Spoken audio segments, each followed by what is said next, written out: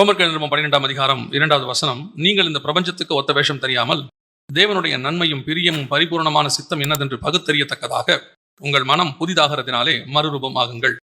நாம் எல்லோருமே கர்த்தருடைய வருகைக்காக காத்திருக்கிறோம் என்பதை அறிந்திருக்கிறோம். கர்த்தருடைய வருகையிலே நாம் என்ன செய்ய போகிறோம் என்று சொல்லி 1 தெசலோனிக்கேயர் 4ஆம் அதிகாரம் 16-17 சொல்கிறது.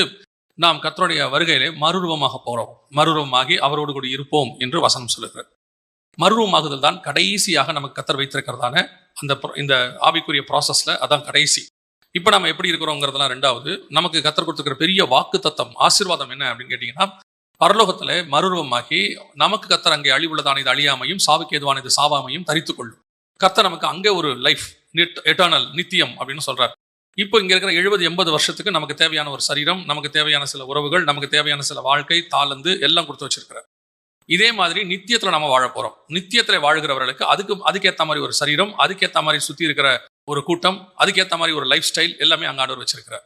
இப்போ நாம அதுதான் நம்முடையதான டாஸ்க், அல்லது அதுதான் நம்முடைய டெஸ்டினேஷன், அல்ல அதுதான் நம்முடையதான இலக்கு. அதை நோக்கி தான் நாம் பிரயாணப்படுகிறோம். ஆனால் இந்த பூமியை கடப்பதற்கு நாம் மிகவும் கஷ்டப்படுகிறோம். ரோமாபுரிக்கு எழுதும் பொழுது பவுல் சொல்லுகிறார், 7-8 வசன அதிகாரங்களிலும் 5ஆம் அதிகாரத்திலும் 1வது அதிகாரத்தில் கூட அவர் சொல்றாரு, நான் இந்த மாம்சத்திலிருந்து போராடுகிறேன், பரிதவிக்கிறேன், இதை விட்டு நான் அங்க போய் இருக்க விரும்புகிறேன். சிருஷ்டியானது சிருஷ்டிப்புக்குள்ளே போராடுகிறது அப்படிங்கிறார். நம்ம நல்ல ஆவிக்குரிய வாழ்க்கையில தான் இருக்கிறோம், நல்ல சத்தியத்தை கேட்கிறோம். ஏன் இன்னும் சொல்ல போனா பிறந்ததுல இருந்து ஆவிக்குரிய வாழ்க்கையில் இருக்கிறவங்களா இருக்கிறாங்க. நான்லாம் பாதியில தான் அந்த ஆண்டவருக்குள்ள 18 வயசுல கிறிஸ்துவுக்குள்ளாக பிறந்த நாள்ல இருந்து திருச்சபைக்குள்ளேயே வளர்றவங்களா இருக்கிறாங்க. ஆனால் இவ்வளவு சத்தியம் கேட்கிறோம், இவ்வளவு ஆண்டவருடைய ஆவியானவருடைய நடத்துதலுக்குள்ளே இருக்கிறோம். ஆனால் உங்களாலையும் என்னாலையும் சில காரியங்களை இன்னும் ஜெயிக்க முடியாதபடிக்கு போராடி கொண்டே இருக்கிறோம். இன்னும் அந்த போராட்டம் தொடர்ந்துகிட்டே இருக்குது. அது எல்லாத்திலையும் இருக்கு. நான் வெறும் கண்களின் இச்சை, ஜீவனத்தின் பெருமை, மாம்சத்தின் இச்சை இதுக்குள்ள முடிச்சிட விரும்பல. அது இன்னும் இருக்கு. கோபம், மூர்க்கம் எல்லாமே இருக்கு. நாம அதான் பவுல் சொல்றான், நான் விரும்பாததையே செய்கிறேன். என்ன நான் பிரியப்படலையோ அது நடந்துகிட்டே இருக்கு. ஈவந்தோ அது யாருக்கும் தெரியுதோ தெரியலையோ, யாருக்கும் தெரியாது, எனக்குள்ளேயாவது இருக்கும், நமக்குள்ளேயாவது இருக்கும். அது உள்ளுக்குள்ள இருந்து நமக்குள்ள போராடிட்டே இருக்கும். ஆனா நமக்கு ஒரு ஆசை இருக்கும், இல்ல நான் இன்னும் கர்த்தருக்கின்ற வைராக்கியமா, பரிசுத்தமா, இன்னும் வல்லமையா, இன்னும் ஆண்டவருக்காக ஏதோ ஒண்ணு என்ன தடுக்குது. அது பலகீனமா இருக்கலாம், வியாதியா இருக்கலாம், அல்லது பாவமாக இருக்கலாம், என்ன வேணா இருக்கலாம். இது ஏதோ ஒண்ணு என்ன பண்ணிக்கிட்டே இருக்குது. நான் அடைகிற அந்த இலக்கை அடைய விடாதபடிக்கு என்னை அது தடுத்து இழுத்துக்கிட்டே இருக்கு. நம்ம ஓரளவுக்கு மேல போகணும்னு நினைச்சா திருப்பி அதை விட மோசமான ஒரு வீழ்ச்சி வருது. திருப்பி தப்பி தவறி ஏறி தடுமாறி கொண்டு மேல நிக்கிற அடுத்த பார்த்தா 2 ஸ்டெப் கீழே விழுறோம். அப்ப இந்த போராட்டமானது போராடிட்டே இருக்குது. இந்த போராட்டத்துல நம்ம ரொம்ப அதிகமா பாதிக்கப்பட்டு கொண்டே இருக்கிறோம். ஒரு இடத்துல ஃபெட் அப் ஆகிறோம், ஒரு இடத்துல நம்ம பின்மாற்றம் அடைகிறோம். இல்ல வேணாம், முடியாது, நிக்க முடியாது, இந்த போராட்டம் முடியல அப்படின்னு போறோம். ஆனால் இதற்கு எல்லாத்துக்கும் ஒரு பதிலை நமக்கு வேதம் சொல்லுகிறது. இந்த ரோமாபுரிக்கு எழுதும் போது பவுல் அழகா அதுக்கான ஒரு பதில் சொல்றார். இந்த ஆவிக்குரிய போராட்டம் போராடுகிறவர்களுக்கு, அந்த போராட்டத்தில் ஜெயிக்க வேண்டும் என்று விரும்புகிறவர்களுக்கு தான் இது. ஆவிக்குரிய போராட்டத்துல அந்த போராட்டத்தோட வீழ்ச்சியை விரும்பி அந்த வீழ்ச்சியில இருக்கிறவங்களுக்கு இது அல்ல. சிலர்லாம் அந்த போராட்டத்துல ஒரு இடத்துல விழுந்துட்டு அந்த வீழ்ச்சி அவங்களுக்கு கொஞ்சம் கம்ஃபர்டபுளா இருக்கு, அல்லது அது அவங்களுக்கு சரி இதோட கூட வாழ்க்கையை ஓட்டிடுவோம் அப்படின்னு சொல்லி அதை விருப்பப்பட்டு போறாங்க. நான் குறிப்பிட்டு இன்ன விஷயம் நான் சொல்லல, பொதுவாகவே சொல்றேன். ஒரு ஆவிக்குரிய வாழ்க்கை நீங்க வந்துகிட்டே இருக்கும்போது ஏதோ ஒரு காரியம் உங்களுக்கு வீழ்த்த வருது. அந்த வீழ்த்த வர்றது எல்லாருக்கும் இயல்பு. அதான் அழகா ஒருத்தர் சொன்னார், எனக்கு டெஸ்டிங் அண்ட் டெம்ப்டேட்டிங் 2 இருக்குது அப்படின்னு சொன்னார். கர்த்தர் பண்றது டெஸ்ட், பிசாசு பண்றது டெம்ப்டேட்டிங். டெஸ்ட் என்பது என்னன்னா உங்களை அடுத்த லெவலுக்கு கொண்டு போறது டெஸ்டிங். டெம்ப்டேட்டிங் என்னன்னா உங்களை முன்னாடி நிலைமையிலிருந்து பின்னாடி நிலைமைக்கு கீழே தள்ளுறதுக்கு பேர் டெம்ப்டேட்டிங். பிசாசு டெம்ப்ட் பண்ணுவான், கர்த்தர் டெஸ்ட் பண்ணுவார். கர்த்தர் எக்ஸாம் வைக்கிறாருன்னா அடுத்த மேல கொண்டு போறதுக்காக அந்த டெஸ்ட். பிசாசு டெம்ப்ட் பண்றானா உங்களை அங்கிருந்து பின்னாடி கீழே தள்ளுறதுக்கான விஷயம் தான் டெம்ப்டிங். அதாவது உங்களை 2த்துக்கும் சோதித்தல்ங்கிற காமன் வேர்டு தமிழ் பைபிள் இருக்கும். அப்ப நான் அடுத்த டெஸ்ட் வச்சு மேல போறதுக்காக அழைக்கப்பட்டேன். ஆனா ஒரு இடத்துல டெம்ப்ட் ஆகி கீழே விழுறேன். வீழ்ந்தவன் அதோடு கூட அந்த இடத்துல நின்று விரும்புகிறேன். சரி போதும், இதோட கூட இப்படி கம்ஃபர்ட் ஜோன், நான் விரும்பினதும் எனக்கு கிடைக்குது, அதே நேரத்தில் ஒரு இடத்துக்கு நான் ஸ்டாண்டர்டா இருக்கிறேன், இது எப்படி போதும் அப்படின்னு சொல்லி. ஆனால் வேதம் அதை சொல்லவில்லை. உங்களை என்னையும் கர்த்தர் கூப்பிட்டது மறுரூபமாகி பரலோகத்தில் இருக்கிற வாழ்க்கையை வாழ்றதுக்கு. அதுதான் நம்முடையதான முடிவு, இல்ல அதுதான் நம்முடையதான டெஸ்டினேஷன். அப்ப அதை போகிறவனுக்கு நான் இதுல இருந்து இந்த டெம்ப்டேஷன்ல இருந்து தாண்டி ஜெயிச்சு நான் மேல போய் அந்த வாழ்க்கை வாழ்றதுக்கு என்ன செய்யணுங்கிறதுக்கு ஒரு ஃபார்முலாவை பவுல் எழுதுறார். 12ஆம் அதிகாரம் 2வது வசனம் ரோமாபுரிக்கு எழுதும் போது அந்த ஃபார்முலாவை எழுதுறார். நீங்கள் மறுரூபமாகுங்கள். உண்மை. அந்த மறுரூபமாகணும்னா என்ன செய்யணும்? உங்கள் இருதயம் புதிதாய் மாறணும். உங்களுடைய வசனம் சொல்லுது, உங்களுடைய சித்தம் என்னதென்று உங்கள் மனம் புதிதாகிறதுனாலே. இது புதுசாகணும். புதுசானா தான் நீங்கள் மறுரூபமாக முடியும். புதுசாகிறதுக்கு என்ன பண்ணணும் அப்படின்னு கேட்டா, இன்னதென்று பகுத்தறியத்தக்கதாக, கர்த்தருடைய பரிபூர்ண சித்தம் இன்னதென்று பகுத்தறியத்தக்கதாக. அப்ப உங்களுடையதான சிந்தனையில ஒரு மாற்றத்தை, ஒரு டைரக்ஷனை மாற்ற விரும்புகிறார். ஆவியானவர் என்ன சொல்ல வராருன்னா, இப்ப 2 விதமான ரூபம் இருக்கு. ஒன்று உலகத்துக்கு ஒத்த வேஷம் தரிக்கிறது, அதே வசனம் தான் இருக்குது, உலகத்துக்கு ஒத்த வேஷம் தரிக்காதபடிக்கு அப்படின்னு இருக்கு. இங்க ஒண்ணு இருக்கு, உலகத்துக்கு ஒத்த ஒரு ரூபம் இருக்கு, பரலோகத்தினுடைய ரூபமும் இருக்கு. இந்த ரெண்டு ரூபத்தையும் பக்கத்துல தான் வச்சிருக்காரு. நன்மை தீமை அறியத்தக்க விருட்சமும் இருக்கு, ஜீவ விருட்சமும் இருக்கு. ரெண்டும் பக்கத்துல தான் இருக்கு. இப்போ நீங்க இந்த நன்மை தீமை அறியத்தக்க விருட்சத்தை சாப்பிட்டு உலகத்துக்கு ஒத்த வேஷம் தரித்து இங்கேயே இருக்க முடியும். ஆனா அதே நேரத்துல இந்த ஜீவ விருட்சத்தின் கனியை சாப்பிட்டு மறுரூபமாகி ஹெவன்லயே இருக்க முடியும். ஏன்னா ஜீவ விருட்சத்தை சாப்பிட்டா வசனம் சொல்லுது என்றென்றைக்கும் உயிரோடு கூட இருப்பார்கள். அப்ப அது எட்டர்னல், நித்தியம். அதுக்கும் போய் இருக்க முடியும். அப்போ நான் அங்க போய் அதை இருக்கணும் அப்படின்னா முதல்ல நான் என்ன செய்யணும்? எனக்கு அந்த பரிபூர்ண சித்தம் என்னதுன்னு கர்த்தர் எனக்கு என்ன வச்சிருக்கிறாருங்கிறது எனக்கு தெரியணும். எங்க என்ன வச்சிருக்காரு தெரியணும். பல நேரத்துல நாம ஆண்டவர் எனக்கு என்ன வச்சிருக்கிறாருன்னு எதை தெரிஞ்சுக்க ஆசைப்படுறோம்னா பூமிக்குரியதை தெரிஞ்சுக்க தான் ஆசைப்படுறோம். இங்க எனக்கு என்ன வச்சிருக்காரு, எனக்கு எதிர்காலத்துல என்ன வச்சிருக்காரு, என் ஃபியூச்சர்ல என்ன வச்சிருக்காரு, நான் என்ன விதமா. எனக்கு வந்து ஆரம்பத்துல ஒரு என்ன இருந்துச்சு, மார்ட்டின் லூத்தருடையதான அந்த அவருடையதான பயோகிராஃபி எல்லாம் படிக்கும் போது எனக்கு ஆரம்பத்துல ஒண்ணு இருந்துச்சு, மார்ட்டின் லூத்தர் மாதிரி நம்முடைய வாழ்க்கை எப்படி எண்டா மாறும், எப்படி முடிவு வரும், அவரை மாதிரி ஓடி முடிப்போமா, அந்த மாதிரி ஃபியூச்சர்ல இந்த பூமிக்குரியதை பத்தி தெரிஞ்சுக்கிறதுக்கு ஒரு ஆவல் நமக்கு இருக்கு. என் ஊழியம் என்ன மாதிரி இருக்கும், ஃபியூச்சர்ல நான் இது வந்து இயல்பு. ஆனால் பவுல் என்ன சொல்றாரு, நீ மறுரூபமாகி ஹெவன்ல எப்படி இருப்பீங்களோ அந்த தாட் இங்க வரணுங்கிறாரு. அதை பத்தின யோசனை வரணும், அதை பத்தி தெரிஞ்சுக்கிறத பத்தி நீ வாஞ்சிக்கணும். ஹெவன்குள்ள நான் எப்படி, ஏன்னா இந்த 70 years 80 years நீங்க இருக்க போற இதுக்காகவே நீங்க கவலைப்பட்டுக்கிட்டே இருந்தீங்கன்னா எட்டர்னல்ல இருக்க போறது நித்தியம், அங்க முடிவே இல்லை. அதை பத்தினதான விஷயம் தெரியாமல் உங்களால் இந்த 70-80 வருஷத்தை கிராஸ் பண்ண முடியாது. ஆரம்பத்துல சொன்ன பாத்தீங்களா, நான் இங்க வந்து போராடிட்டு இருக்கேன். ஏன் நான் போராடிட்டு இருக்கிறேன் அப்படின்னு கேட்டா, பிசாசுடைய மிகப்பெரிய தந்திரத்துல ஒரு தந்திரம் என்னன்னா, நீங்க பரலோகத்துக்குரியதை சிந்திக்க ஆரம்பிச்சு அங்க இருக்கக்கூடிய வாழ்க்கை, அங்க என் சரீரம் இருக்கும். ஆண்டவர் சொல்றாரு உனக்கு ஒரு புதிய சரீரத்தை கொடுப்பேன். ஆண்டவர் சொல்றாரு உனக்கு ஒரு புதிய நாமத்தை தரிப்பேன். ஆண்டவர் சொல்றாரு உனக்கு நான் ஜீவ கிரீடத்தை தருவேன். ஆண்டவர் சொல்றாரு நீங்கள் புதிதாகி அங்கே போய் அவரோடு கூட ஆளுகை செய்வோம். ஒரு லைஃப் இருக்கு அங்க, இதே மாதிரி அங்க வேற ஒரு லைஃப் இருக்கு. இப்ப அதை நான் யோசிக்காம, அதை பத்தி சிந்திக்காம, பிசாசு செய்யற மிக முக்கியமான தந்திரத்துல என்ன ஒண்ணு அப்படின்னு கேட்டீங்கன்னு சொன்னா, இங்க இருக்கிறத பத்தி யோசிக்க வைக்கிறது. இங்க உங்களை பாவத்தை பத்தி அவன் யோசிக்க வைக்கல. இங்க என்ன செய்ய வைக்கிறான், ஸ்பிரிச்சுவலா யோசிக்க வைக்கிறான். என்ன ஸ்பிரிச்சுவலா யோசிக்க வைக்கிறான், நான் இன்னும் பரிசுத்தமாகணும், இன்னும் நான் வந்து நீதி செய்யணும். இப்படியே நான் யோசிச்சு இந்த பாவத்துல இருந்து விடுதலை ஆவது எப்படி, இதுல இருந்து நான் வந்து இதை ஜெயிக்கிறது எப்படின்னு, இந்த நெகட்டிவான இந்த விஷயத்தை பத்தியே அதை ஜெயிக்கிறதுக்கே நான் யோசிச்சுட்டு இருக்கிறேன். இதை பத்தியே யோசிச்சு இப்ப நான் செய்யறது என்னவா இருக்கு அப்படின்னு கேட்டீங்கன்னா, ஹெவனை பத்தி யோசிக்கவே இல்லை. ஹெவனை பத்தி யோசிக்காம இங்க இருக்கிற பாவத்தை பத்தியும் இதை ஜெயிக்கிறத பத்தியும் இப்படி யோசிச்சுக்கிட்டே இருக்கிறதுனால நான் என்ன பண்ணிட்டு இருக்கிறேன்னா, இதோட போராடி இது கூட ஸ்ட்ரகிள் பண்ணி என் சிந்தனை முழுக்க இதை ஜெயிக்கிறது எப்படின்னே இருக்குது. எப்படி இருக்குது, இதை ஜெயிக்கிறது எப்படின்னே இருக்குது. அப்படி இருக்கிறதுனால என்னால என்ன செய்ய முடியல, இதை ஜெயிக்கவும் முடியல. எத்தனை வருஷமா ஜெயிக்க முடியல, 30 வருஷமா 40 வருஷமா 50 வருஷமா ஜெயிக்கவே முடியல. இப்படியே போராடிக்கிட்டே இருக்கேன். எனக்கும் ஒரு இடத்துல ஃபெடப் ஆகுது, நம்ம எல்லாருக்கும் ஃபெடப் ஆகுது. ஏன் என்னால இதை ஜெயிக்க முடியல, சிந்தனையா இருக்கட்டும், அல்லது வந்து பார்வையா இருக்கட்டும், அல்லது எண்ணங்களாக இருக்கட்டும், அல்லது மறைவான பாவங்களா இருக்கட்டும், இதை ஏன் என்னால ஜெயிக்கவே முடியல. நானும் ஆசைப்படுறேன். சில நேரத்துல நீங்க உபவாச ஜெபம் கூட இருப்பீங்க, அல்லது சில நேரத்துல நீங்க வந்து அதுக்காக கொஞ்சம் வைராகியமா இருப்பீங்க. ஆனாலும் ஒரு இடத்துல ஒரு வீழ்ச்சி. ஆனாலும் அது ஏன் என்னால முடியல அப்படின்னா, வெரி சிம்பிள். இதோட கீ எங்க இருக்கு, இதோட சாவி எங்க இருக்குன்னா, நீங்க இது கூட நின்று இது கூட போராடிக்கிட்டே இருந்தீங்கன்னா கடைசி வரைக்கும் என்ன செய்வீங்க, போராடிக்கிட்டே தான் இருப்பீங்க. இதை ஜெயிக்கிறதுக்கு ஒரே ஒரு வழிதான் இருக்கு, கீழானவைகள் அல்ல மேலானவைகளையே நோக்குங்கள். நான் பரலோகத்துக்குரியதை பார்க்க ஆரம்பித்த பிறகு இதை பத்தின எண்ணம் எனக்கு என்ன செய்யாது, வராது.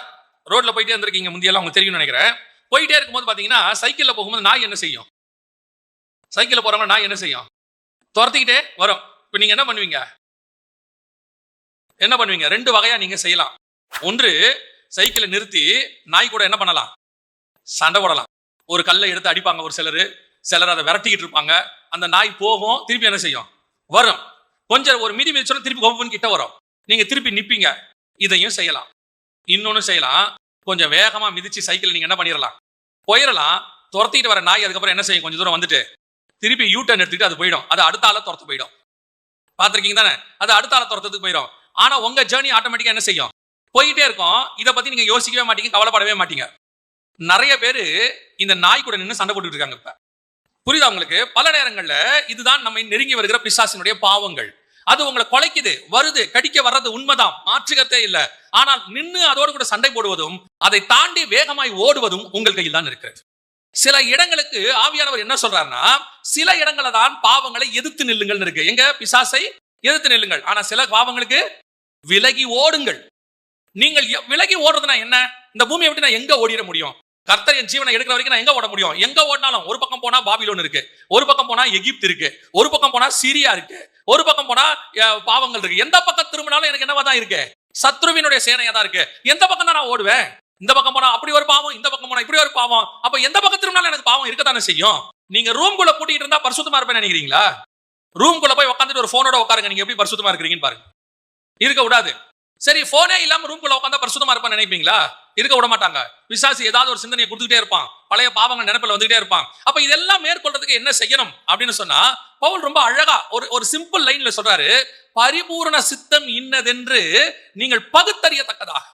அப்போ கர்த்தருடைய பரிபூர்ண சித்தத்தை நான் செய்யணும். எந்த சித்தத்தை செய்யணும்? நான் ஹெவன்ல உன்னை பெற்றுக்கொள்ள போறேன், அதை நான் பூமியில செய்யணும். அதை பூமியில செய்யற வேலையை நான் பார்க்க ஆரம்பிச்சிட்டேன்னா ஆட்டோமேட்டிக்காக எனக்கு எதை பத்தின என்ன வராது, என்னை சுத்தி இருக்கிற இந்த விஷயத்த வராது. இப்ப பாருங்க, கானானுக்கு பிரயாணப்படுறாரு ஆபிரகாம், பிரயாணப்படுறாரு.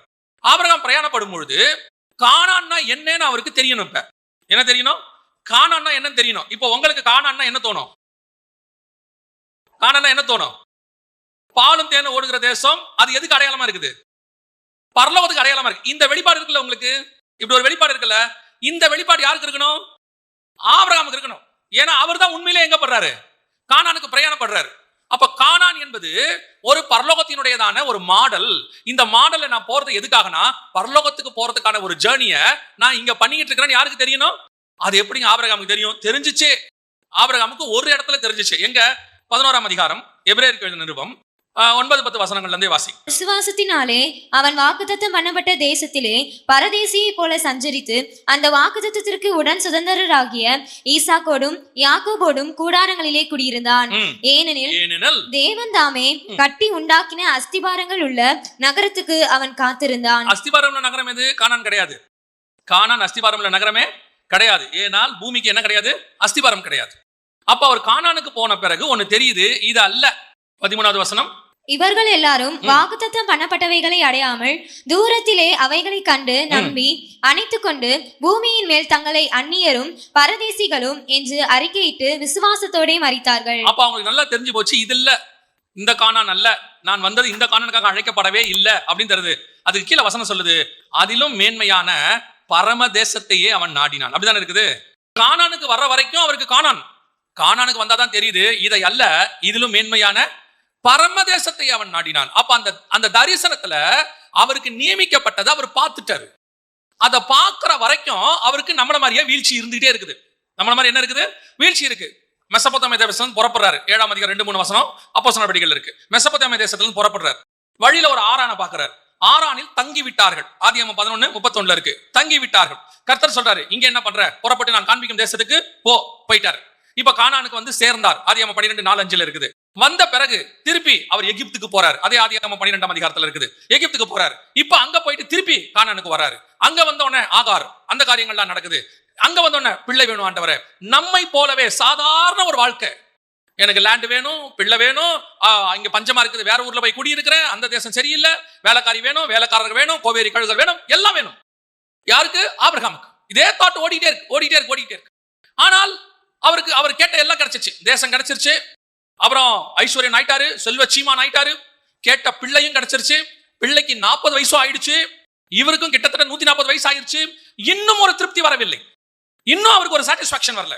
இன்னும் போராடிட்டே இருக்கிறாரு. இன்னும் வருது, இன்னும் மைண்ட் வருது. ஒரு இடத்துல முடிவு எடுக்கிறாரு, இதை அல்ல, இதிலும் மேன்மையான பரமதேசத்தை அவன் நாடினான். அப்போ நான் இந்த போராட்டத்தை விட்டு விடுபட்டு இது எல்லாத்தையும் தூக்கி ஓரமா போட்டுட்டு, இது எதுவுமே என்னை அசைக்க கூடாது, இந்த உலகத்துக்கு ஒத்த வேஷம் தரிக்க கூடாது, இதுல இருந்து நான் டிரான்ஸ்ஃபார்ம் ஆகணும். ஆங்கிலத்தில் ரொம்ப அழகான வேர்டு யூஸ் பண்ணிருக்காங்க. அதுக்கு 12:2 கன்ஃபார்ம், டிரான்ஸ்ஃபார்ம் அப்படின்னு யூஸ் பண்ணிருக்காங்க. உலகத்துக்கு ஒத்த வேஷத்துக்கு பேரு கன்ஃபார்ம், பரலோகத்துக்குரியதான மறுரூபமாகறதுக்கு பேரு டிரான்ஸ்ஃபார்ம். 2 வேர்டு யூஸ் பண்ணிருக்காங்க. அப்போ உலகத்துக்கு ஏத்த மாதிரி மாறுறதுக்கும் பரலோகத்துக்கு ஏத்த மாதிரி மாறுறதுக்கும் இந்த 2 டிஃபரன்ஸ் இருக்கு. இந்த 2 டிஃபரன்ஸ் நான் மாறணும். பரலோகத்துக்கு ஏத்த மாதிரி மாறணும்னா நான் பரலோகத்தின் சிந்தனை உடையவனா மாறணும். இந்த பூமிக்குரிய சிந்தனையை ஜெயிக்கணும் நீ போராடிட்டு இருந்தா உங்களால என்ன செய்ய முடியாது? ஜெயிக்க முடியாது. நீ பரலோகத்தின் சிந்தனை உடையவனா மாறிட்டினா பூமிக்குரிய சிந்தனையை ஜெயிக்க முடியும், தானாவே ஜெயிக்க முடியும். அப்ப அந்த பரலோகத்துக்குரிய சிந்தனைனா என்னன்னா, எனக்கு நீர் என்ன வைத்திருக்கிறீர் அதை அறியத்தக்கதாக, பகுத்தறியத்தக்கதாக. இப்ப ஆபிரகாமால எப்படி பிள்ளை பாசம், லேண்ட் மேல அவர் கேட்கிறாரு, இந்த தேசத்தை நான் எதனால் சுதந்திரத்துக் கொள்ளுவேன்? லேண்ட் பாசம் இருக்குது, பிள்ளை பாசம் இருக்குது, எல்லாம் இருக்குது. இதை எல்லாத்தையும் விட்டுட்டு அதை அல்ல, அதிலும் மேன்மையான பரமதேசத்தையே நாடினான். இந்த நாட்டம் ஏன் வருதுன்னா, தேவன் தாமே கட்டி உண்டாக்கின அஸ்திவாரம் உள்ள நகரம்னு ஒண்ணு அவர் பாக்குறாரு. வசனம் சொல்லுது, தூரத்திலே அவைகளை கண்டு நம்பி அணைத்து கொண்டு. அதை பார்க்கணும். இப்ப நம்ம எதை பார்க்க விரும்புறோம்? இங்க எல்லாத்தையும் பார்க்க விரும்புறோம். ஏன் இங்க இருக்கிற ஃபியூச்சரை கூட பார்க்க விரும்புறோம். எனக்கு அப்புறம் என்னவாய் மாறும்? நேபுகாத்நேச்சார் கேட்டார்ல, எனக்கு அப்புறம் என் ராஜ்யம் என்னவாய் மாறும், அதுக்கப்புறம் என் பிள்ளைகள் எப்படி இருப்பார்கள். யாரு? யாக்கோபு பார்க்கறார்ல, பிள்ளைகளே கடைசி காலத்தில் உங்களுக்கு சம்பவிப்பதை காண்பிப்பேன் வாருங்கள். இப்படி கேட்கிறோம்ல, இதெல்லாம் பூமிக்குரியது. ஆனால் ஆபிரகாமும் ஈசாக்கும் யாக்கோபும் இன்னொன்னு பார்த்தாங்களாம். எதை பார்த்தாங்களாம்? பரலோகத்தில் உள்ள ஹெவன்லி விஷன். அதுல நான் எப்படி இருப்பேன், இங்க வாழ போற 70-80 வயசுக்கு நான் எப்படி இருப்பேன்னு பாக்குறதுல உங்களுக்கு ஒரு ஆசை இருக்குது. அதுல பண்றது, சாகும்போது சிலருக்குலாம் எப்படி சாவேன்றது கூட பார்க்கணும்னு ஆசை இருக்குது. சிலருக்குலாம் அப்படி ஒண்ணு இருக்கு, நான் சாகும்போது எல்லாரும் வந்திருக்கணும். நமக்கு ஒரு எண்ணம் இருக்கு, ஆசை இருக்கு, இங்க புதைக்கணும், இங்க சாகணும், இப்படி பண்ணணும், எல்லாம் இருக்கு. ஆனால் இது அல்ல, வேற ஒன்னை நாம் இங்க பார்க்க வேண்டி இருக்கு. Heavenly vision. அந்த ஹெவன்ல எனக்கு என்ன சிலர் மாதிரி ஹெவன் விஷன் சொன்ன உடனே நீங்க பாட்டு ஹெவனுக்கு போனேன், தூதனை பார்த்தேன், ரக்கையை தூக்கிட்டு வந்தேன், குளத்துல குளிச்சேன், அங்க போய் நாங்கெல்லாம் சாப்பிட்டோம், அந்த இதுல இல்ல. இது உங்களுக்கும் தேவனுக்கும் ஹெவன்ல பிக்ஸ் பண்ணப்பட்டது. நீங்களும் நானும் எப்படி இருக்க போகிறோம் என்பதை தெரியப்படுத்துவது. அந்த விஷனை பார்க்காம, அந்த தரிசனத்துக்குள்ள நீங்க போகாம உலகத்தை நீங்கள் ஜெயிக்கவே முடியாது. அதை பிடிச்சாதான் இதை விடுவீங்க. இதை நான் விட முடியலன்னு ஏன் சொல்லிட்டு இருக்கிறீங்கன்னா, இதை விட்டுட்டா இன்னொன்னு பிடிக்கிறதுக்கு உங்களுக்கு எது பிடிக்குதுன்னு தெரியல, அந்த பயம். இப்ப நீங்க இதை பிடிக்கணும், இன்னொன்னு பிடிக்க முயற்சி பண்ணிட்டீங்க, அல்லது இன்னொன்னு பிடிக்க ஆரம்பிச்சிட்டீங்கன்னா இதை ஆட்டோமேட்டிக்கா என்ன பண்ணிடுவீங்க? விட்டுருவீங்க. அப்போ எனக்கு இதனுடைய பேஸ் என்ன அப்படின்னா, இங்க தேவனுடைய பரிபூர்ண சித்தம் பரலோகத்துக்குரியது என்னன்னு உங்களுக்கு தெரியணும். இங்க நம்ம ஒரு 2-3 வகையா நாம இதை பார்க்கிறோம், ஜனங்களை பார்க்கிறோம். ஒரு சிலர் தேவனுடைய பரிபூர்ண சித்தத்தை அடைந்து மறுரூபம் ஆகுறாங்க. நான் சொல்றது உங்களுக்கு புரியுதா? தேவனுடைய பரிபூர்ண சித்தத்தை அறிந்து மறுரூபம் ஆகுறாங்க. எப்படி அப்படின்னு உங்களுக்கு சொல்றேன். வாசிங்க, யோவான் எழுதின சுவிசேஷம் 19ஆம் அதிகாரம் 28வது வசனம் வாசி. அதன் பின்பு எல்லாம் முடிந்தது என்று இயேசு அறிந்து வேத வாக்கியம் நிறைவேறத்தக்கதாக தாகமா இருக்கிறேன் என்றார். நல்லா கவனிங்க, இயேசு கிறிஸ்து கிட்ட ஒரே ஒரு காரியம் இருந்துச்சு. என்ன இருந்தது அப்படின்னா, ஒரு கன்ஃபர்மேஷன். உங்களுக்கு எல்லாருக்கும் தெரியும், மறுரூபமான முதல் ஆள் யாரு? இயேசு கிறிஸ்து. சரித்திரத்திலேயே மறுரூபமாகி அப்படியே வேற ரூபத்துக்கு நம்ம கண்ணுக்கு முன்னாடி போன ஒரே ஒருத்தர் யார் தான் இருக்கிறாங்க? இயேசு கிறிஸ்து தான் இருக்கிறாங்க. பழைய ஏற்பாட்டில் ஒரு பரிசுத்தவான் கூட என்ன ஆகல, அவங்க மறுரூபமானாங்கன்னு சொல்லப்படல. பரலோகத்துக்கு போனாங்கன்னு கூட ஒரு எலியாவை பத்தி சொல்லப்பட்டிருக்கு. ஆனா எங்கன்னு சொல்லல, மறுரூபமானாங்கன்னு அங்க சொல்லப்படல. ஆனா இங்க வசனம் என்ன சொல்லுது? இயேசு மறுரூபமானார். அப்படியே அவருக்கு முன்னாடி நமக்கு தெரியும் மறுரூபமலை அனுபவம் சொல்றோம். அப்புறம் இயேசு உயிர்த்தெழுந்த பிறகு மகதலேனா மரியாள்கிட்ட வந்து நிக்கிறாரு. அவரை தோட்டக்காரர்னு நினைச்சாங்க. அப்புறம் திபேரியா கடல்ல வந்து இயேசு அங்க கரையில நிக்கிறாரு. இவங்க எல்லாம் வந்து போட்ல மீன் பிடிச்சிட்டு இருக்காங்க. அப்ப நிக்கிறது யாருன்னு இவங்க யாருக்குமே தெரியல. அப்போ ஒருத்தன் சொல்றான், இல்ல அவர் இயேசுதான் அப்படின்னு சொல்றான். அப்ப அவர் மறுரூபம் ஆயிட்டார். அப்ப இயேசுதான் ஃபர்ஸ்ட் மறுரூபம் ஆறவர். அந்த மறுரூபம் ஆகுவதற்கு இயேசு கிட்ட இருந்த குவாலிட்டி என்ன அப்படின்னா, இந்த ரோமர் 12:2க்கு அந்த வசனத்தை அப்படியே நிறைவேற்றி காமிக்கிறார். வசனம் சொல்லுது 19:28 யோவான், அவர் எல்லாம் முடிந்தது என்று சொல்லி. அப்படின்னா என்ன அர்த்தம்? பிதாவினுடையதான பரிபூர்ண சித்தத்தை பூமியில அவர் என்ன பண்றாரு? செய்து முடிக்கிறார். I finished my work. இன்னொரு வசனம் வாசிங்க, யோவான் சுவிசேஷம் 17ஆம் அதிகாரம் 4வது வசனத்தை வாசி. பூமியிலே நான் உம்மை மகிமைப்படுத்தினேன். நான் செய்யும்படி நீர் எனக்கு நியமித்த கிரியையை செய்து முடித்தேன். எப்படி? பூமியில கர்த்தர் சொன்ன எல்லாத்தையும் நான் என்ன பண்ணிட்டேன்? சிலுவைக்கு போறதுக்கு முன்னாடி சொல்றாரு, I finished my work. எனக்கு கொடுத்தது எல்லாத்தையும் நான் முடிச்சிட்டேன். இந்த முடித்தேன்ங்கிறத அந்த பரிபூர்ண சித்தம் என்னதென்று அறிந்தால் தான் முடிக்க முடியும். நான் சொல்றது உங்களுக்கு புரியுதா? பிதாவினுடையதான பரிபூர்ண சித்தம் என்னன்னு தெரிஞ்சாதான் அதை முடிக்க முடியும். ஏன்னா என்னன்னே தெரியாம முடிச்சேன்னு எப்படி சொல்லுவீங்க? ஒருத்தர் உங்களுக்கு ஒரு வேலை கொடுத்துருக்காரு, இதை செஞ்சு முடியுங்கன்னு சொல்லிட்டு போயிருக்காங்க. அந்த வேலை என்னன்னு தெரிஞ்சதை நீங்க என்ன பண்ணுவீங்க? செஞ்சு முடிச்சு ஒரு தீர்மானத்துக்கு வருவீங்க, அவங்க சொன்னதெல்லாம் நான் என்ன பண்ணிட்டேன், முடிச்சிட்டேன் அப்படின்னு. இப்போ உங்ககிட்ட ஒருத்தர் போகும்போது சொல்றாரு, அதெல்லாம் முடிச்சிரு அப்படின்ட்டு போயிட்டாரு. இப்போ நீங்க அவரை பார்த்து என்ன கேட்பீங்க? எதெல்லாம் முடிச்சுடு? அதெல்லாம் போயிட்டாரு. அவர் திரும்பி வர வரைக்கும் நீங்க என்ன பண்ணுவீங்க? உட்காந்தே இருப்பீங்க. வந்து கேட்கிறாரு, ஏன்பா என்ன ஒன்னத்தையும் முடிக்காம இருக்க? என்னத்தை முடிக்க? நான் தான் அதெல்லாம் முடிக்க சொன்னேன். எதெல்லாம்? என் இருதயத்தில் இருக்குது உனக்கு தெரியாதா? உன் இருதயத்தில் இருக்குது எனக்கு எப்படி தெரியும்? சொன்னாதானே தெரியும். சொல்லுவோமா மாட்டோமா? நான் ஒரு பாஸ்டர் பார்த்தேன், எனக்கு ரொம்ப ஆச்சரியமா இருந்துச்சு. பாஸ்டர் ஆராதனை நடத்திட்டே இருக்காரு, பாஸ்டர் பின்னாடி நின்று ஆப்ரேட் பண்ணிட்டே இருக்காங்க. இந்த தம்பி உட்காந்து கம்ப்யூட்டர் ஆப்ரேட் பண்ற மாதிரி அவங்க ஆப்ரேட் பண்றாங்க. பாஸ்டர் இருக்கிறவரு பாடிட்டே இருக்கிறவரு, அப்படி ஒரு பார்வை பார்த்துட்டு கீழே குனிறாரு. இவர் குனிஞ்ச உடனே அவங்க பாட்டு மாத்துறாங்க. இவர் ஆரம்பிக்க முன்னாடி அந்த பாட்டு என்ன வந்துருது? அங்க வந்துருது. எனக்கு ஃபர்ஸ்ட் இது நான் கவனிக்கல, எப்படி இவர் ஆரம்பிக்கிறதுக்கு முன்னாடி அந்த பாட்டு அங்க வருது. ஆனா அந்த பாஸ்டர்மாவும் அவர் பாடவே இல்லை, அந்த மியூசிக் போயிட்டே இருக்கு, அவர் நிமிந்து பார்த்துட்டு இப்படி குனிறாரு, அவங்க மாத்துறாங்க. அது அப்புறம் தான் கண்டுபிடிச்சா என்னன்னா, இவர் கண்ணிலேயே வச்சு அவங்க என்ன பண்றாங்க, இவங்க பார்வையில வச்சா கண்டுபிடிக்கிறாங்க. அதுக்கப்புறம் தான் இது என்ன விஷயம் கொஞ்சம் ஆராய்ச்சி பண்ணும்போது, பெரிய பெரிய தலைவர்கள் இருக்கிறாங்கல்ல, பிரசிடென்ட்ஸ், பிரைம் மினிஸ்டர்லாம் தங்கள் பாடி கார்டுக்கு வாயினால என்ன கொடுக்க மாட்டாங்களாம், அவங்க கட்டளைகளே கொடுக்க மாட்டாங்களாம். ஏதாவது ஒரு இடத்துல போய் நிற்கும் போது கட்டளை கொடுக்க மாட்டாங்களாம். அப்படின்னா இவருடைய இருதயத்துக்குள்ள இருக்கிறத அவர் எதை வழியா தெரியப்படுத்துறாரு, தன்னுடைய ஆக்டிவிட்டிஸ் வழியா தெரியப்படுத்துறாரு. இதே மாதிரி தான் நமக்கு பரலோகத்தில் இருக்கிறதை ஆவியானவருடைய ஆவியின் வழியாக நமக்கு தெரியப்படுத்துவார். அதை தெரிஞ்சு நீங்க பூமியில செய்ய ஆரம்பிக்கும் போது ஆட்டோமேட்டிக்காக பிதாவின் சித்தத்தை என்ன செய்ய ஆரம்பிப்பீங்க, தெரிஞ்சுக்கொள்ள ஆரம்பிப்பீங்க. அப்போ அதை தெரிஞ்சுக்கொள்ள நீங்க செய்ய ஆரம்பிச்சாதான் இந்த உலகத்தின் ஒத்த வேஷத்தை நீங்க என்ன பண்ணுவீங்க, ஜெயிப்பீங்க. இதை ஜெயிச்சாதான் மறுரூபம் ஆவீங்க. மறுரூபமானதான் பரலோகத்துக்கு. இப்ப புரியுதா உங்களுக்கு? இதோட எல்லாம் இந்த ஃபார்முலாவுடைய மெயின் விஷயம் எங்க இருக்குன்னா, அந்த பரிபூர்ண சித்தம் என்ன என்பதை தெரிஞ்சு அந்த ஓட்டத்துல ஓட ஆரம்பிச்சாதான் நீங்கள் இவ்வளவு ப்ராசஸையும் முடிச்சு போக முடியும். இதோட பேஸ் எங்க இருக்குன்னா, தேவனுடைய பரிபூர்ண சித்தத்தை அறிந்து கொள்வது. இப்ப நமக்கு அது தெரியாததுனாலதான் இவ்வளவும் பிரச்சனை. இதுல எங்கேயாவது கிருபையா 1-2 பேரு தெரியுதோ இல்லையோ, கர்த்தர் அவனை கிருபையா என்ன பண்ணிட்டு இருக்காரு, அந்த சித்தத்துக்குள்ள செய்ய வச்சிட்டு இருக்காரு. யார இருக்கும் அப்படின்னு கேட்டீங்கன்னா, சில நேரத்துல நல்லா நடக்க ஆரம்பிச்ச பையனை நம்ம என்ன பண்ணிடுவோம், நடந்து வான்னு சொல்லிட்டு போயிடுவோம். இப்ப அவன் தான் என்ன பண்ணணும், அங்க வரைக்கும் நடந்து வரணும். இப்ப அவன் மாத்தி செய்யறான்னு வச்சுங்க, திட்டு விழும். நான் தான் உன்னை சொன்னனே, மெயின் ரோட்ல இருந்து நம்ம சர்ச்சுக்கு வான்னு, இந்த ஒரே ரோட்ல வா, கடைசியா இருக்கும் ரைட் எடுன்னு சொன்னனே அப்படின்னு நம்ம சொல்லியிருப்போம். ஆனா குழந்தையா இருந்தா என்ன பண்ணுவோம், அந்த குழந்தைகிட்ட சொல்லிட்டு வரமாட்டோம். நம்ம என்ன பண்ணுவோம், தோல்ல தூக்கி போட்டு நம்ம பாட்டு வருவோம் அந்த ஜேர்னி. இப்ப ரெண்டுமே சித்தத்தை செய்வதுதான். ஒண்ணு அவர் தூக்கிட்டு வர்றது, இன்னொன்னு நம்மளை செய்ய வைக்கிறது.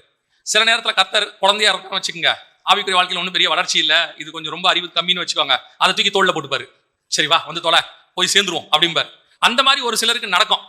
ஆனா பெரும்பான்மை என்ன பண்ணுவார் ஆண்டவர், என் சித்தத்தை என்னன்னு அறிஞ்சு நீ செய்யணும் தான் அவர் விரும்புறாரு. இப்ப நம்ம அந்த பரிபூர்ண சித்தத்தை என்ன செய்ய வேண்டியிருக்கு, தெரிந்து கொள்ள வேண்டியிருக்கு. எனக்கு என்ன வச்சிருக்கீங்க, நாம கிட்ட இருக்க பெரிய பிரச்சனை என்ன தெரியுமா, நமக்கு முன்னாடி இருக்கிறவனுடைய பரிபூர்ண சித்தம் என்ன நம்ம தெரிஞ்சுக்கிட்டு இருப்போம் உட்காந்து. கர்த்தர் அவனை எதுக்கு வச்சிருக்கிறாரு, பல நேரங்களில அடுத்தவருடைய பரிபூர்ண சித்தம் என்ன, அவன் வாழ்க்கை என்ன, இவன் வாழ்க்கை என்ன தேடி ஆராய்ஞ்சு போயிட்டு இருக்கிறோமே. இங்க செய்ய வேண்டிய முதல்ல எனக்கு என்ன. இயேசு கிறிஸ்து கிட்ட ஒரு பெரிய பிளஸ் பாயிண்ட் என்னவா இருந்துச்சுன்னா, அவர் எதுக்காக இந்த பூமிக்கு வந்தார், பிதா அவரை என்ன செய்ய வைத்தார், இதை செய்தால் பரலோகத்தில் என்ன நடக்கும். இயேசு மொத்தமே 33 வருஷம் தான் இருக்க போறார், மொத்தமே 33 வருஷம். அந்த 33 வருஷத்துல நான் செய்ய போற இந்த விஷயம் நித்தியத்தில் என்ன பலன் கொடுக்கும்.